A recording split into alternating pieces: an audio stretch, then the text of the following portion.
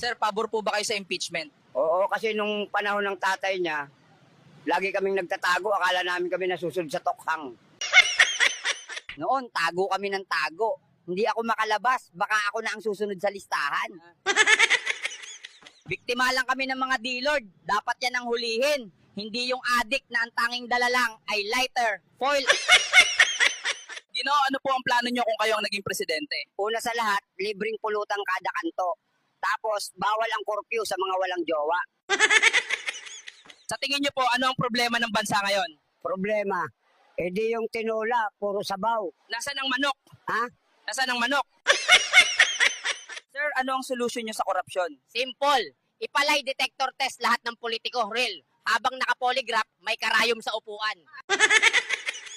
Sir, sino po ang may kasalanan kung bakit naghihirap ang bansa? Walang iisang may sala, pero sure ako, hindi ako yon. Sir, may solusyon po ba kayo sa traffic sa EDSA? Simple lang. Gawing one-way lahat ng kalsada, papuntang palengke. Anong solusyon nyo sa pagtaas ng kriminalidad? Lahat ng magnanakaw, lagyan ng bell sa bewang para alam ng lahat kung nasaan sila. Sir, anong nagbibigay sa inyo ng lakas araw-araw? Yung utang sa tindahan, bang kailangan kong mabuhay para mabayaran yon.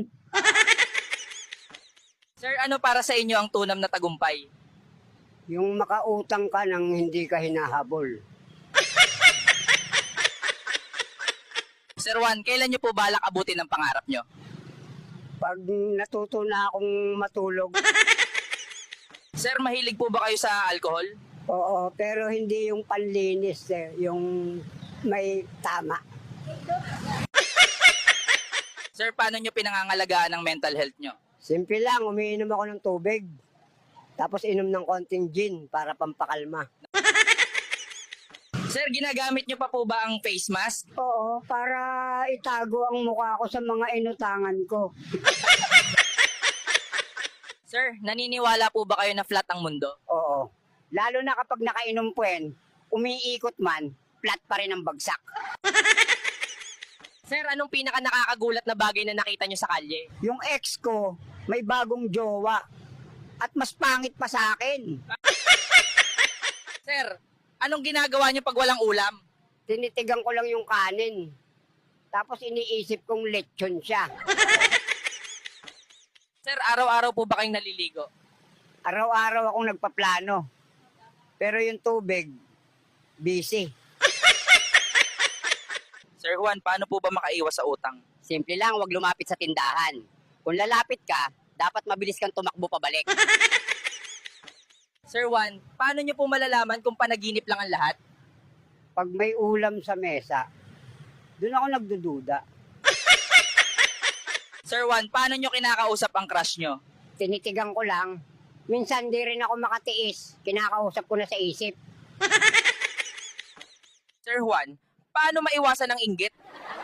Isipin mong lahat ng may bago, may utang din. Sir Juan, dapat po bang sumagot lagi sa group chat? Depende. Kung may ambagan, huwag kang online. Anong nakikita nyo kapag tumitingin kayo sa salamin? Isang bayane, lasing pero di sumusuko. Sir Juan, paano nyo tinitiis ang maingay na kapitbahay? Ginagantihan ko ng videoke kahit wala sa tono. Sir, kumakanta po ba kayo sa videoke? Oo. Sa sobrang taas ng boses ko, pati kapitbahay sa kabilang barangay napapamura. Sir Juan, anong dapat gawin pag walang pambayad sa jeep? Magpakilala ka bilang kamag-anak ng driver. Sir Juan, natatakot po ba kayo sa multo? Hindi. Takot sila sa akin kasi wala rin akong pahinga.